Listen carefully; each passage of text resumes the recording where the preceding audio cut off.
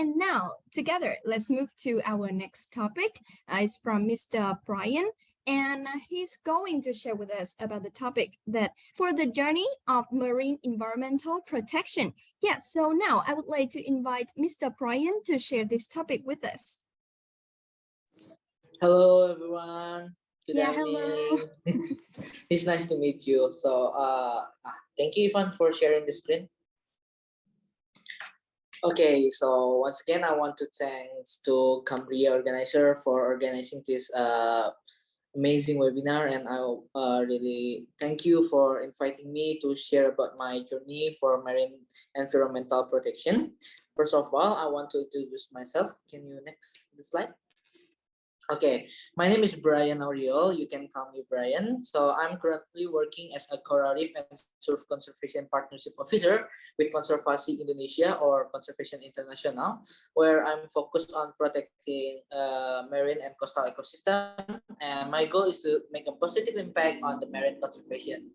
And as a skilled project manager and a community leader, so and with a degree with marine science from Pajajaran University, Indonesia, I have experience in public campaigning, project event management, communication, design, and people management. So that's make my passion about building a youth movement for sustainable environmental protection. So that makes me so happy to sharing something in here with Cambria. Okay, so my journey for marine environmental protection has been ongoing for 3 years, and I'm proud for the every progress that happened because my work is motivated by a deep passion for preserving the natural beauty of our ocean and the countless species that call them home. And from there, I learned a lot of things. So from experience, I learned a lot of things that I want to share with you guys. Next. Okay, the first one. I want to share that research and data are really important. So, sorry, can you go back to the previous? Okay, so in January 2019, I started my career as an intern and intern researcher in the mangrove division at Lembaga Ilmu Pengetahuan Indonesia, or it's a research center in Indonesia. So what I got there when I learning about the ocean is the research and data is really important for us, so we can develop to find innovative solution like the new technologies and the method to address pressing ocean problems, like tools for the ocean cleanup. So like what the ocean cleanup doing, making a robot to clean up is really amazing things, and I really appreciate it. So can be inspiration for all of us to do something more. But for making the item, make robot, so we need to do research. We need to have a data how many traces that we can collect, how many plastic that we can collect from the ocean, and why it's so important. So that's why my experience in Lembaga Ilmu Pengetahuan Indonesia make me want to say that research and data is really important. And the second one, can you next? And the second one is learning from the field. So in June 2019, I undertook an internship at the Nusa Dua Reef Foundation. So Nusa Dua Reef Foundation is a foundation in Bali that focus on the coral reef transplantation. You can see my photo over here. That's what I'm doing every single day. So every single day, I'm going to the field, I'm going to the beach and do the diving, do the snorkeling to clean up and maintenance the coral transplantation that the Nusa Dua Reef Foundation have. And remember, one of our main goals is to reduce plastic pollution in the ocean. And plastic waste is one of the biggest threat facing our ocean today. Why? Because every single day I doing the cleanup underwater cleanup, and tomorrow when I come back to doing the cleanup again, the plastic waste is just come back again. And the same day as tomorrow, like when I'm doing the cleanup again, tomorrow the plastic bag is come back. So this just make me realize, so it's you need to go into the field, you need to see what really happening. It's just not like people saying, yeah, plastic is everywhere, but you never seen them on the ocean and even underwater. So that we can feel what the fishes feels, what the biota feels, so we can do some more action to protecting the ocean. And the third one is, can you continue to the next slide? Okay, so the third one, stakeholder engagement. So after I taking my intern at the Nusa Dua Foundation, I'm going to have intern at Diverse Clean Action. So Diverse Clean Action is like uh, non-government organization or NGO that they are quite enough popular in Indonesia because they are doing some cleanup, underwater cleanup and diving. But what they do is we are doing some stakeholder engagement. So why I said stakeholder engagement is important because our work is far from over, and we recognize that there is still much more to be done. We will continue to collaborate with others who share our vision and work tirelessly to create a more sustainable future for our planet. So you can see the picture on the left, Media Indonesia. This is called Pawai Bebas Plastik. So uh, this event is being held with the collaboration of almost like 100 communities around Indonesia that focusing on the plastic pollution. So every single one of them is holding a signage and doing the campaign to the government, to the public people. So it could be more engaged to a lot of people. But what we need to do for the stakeholder engagements, usually before we are doing the engagement to the stakeholder, like to the government or to the public, we need the data, the research of the data, and the spirit from the field. That what I said before, the spirit of the field is very important. And the third one is stakeholder engagement. So we can deliver what we want to say to the government based on the data, just not like, yeah, we need to stop plastic, but we doesn't have the data. So we need the data, we need the spirit, and doing the communication to the stakeholder is really important. And so next for the fourth one. Okay, the fourth one is the things that I really love so much, the youth movement power. Why? In 2021, I work as the national coordinator of Penjaga Laut at Ekonusa Foundation.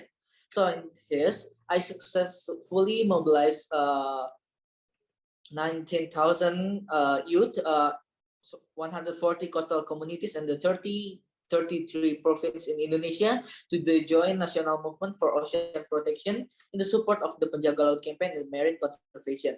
So after you have the data, you have the spirit, you have the engagement, what you do next is make a movement. You need to make a movement so more bigger, more merrier, more better for us to be heard, to be like, oh yeah, this is important for our country, it is important for us to do something.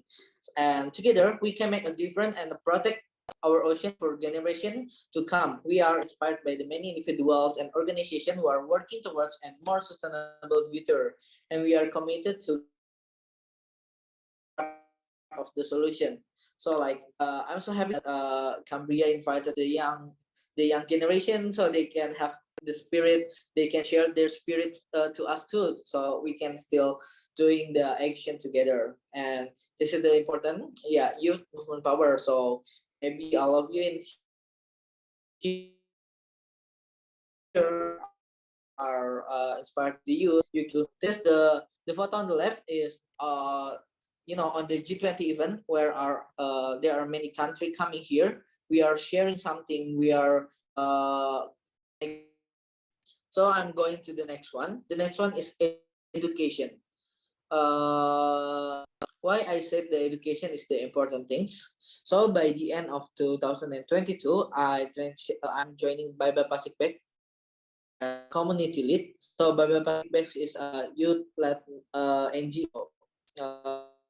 If you heard about Melati Waisan, Isabel Waisan, they are the two sisters. They are fighting for the plastic and they are fighting for the youth movement in Bali.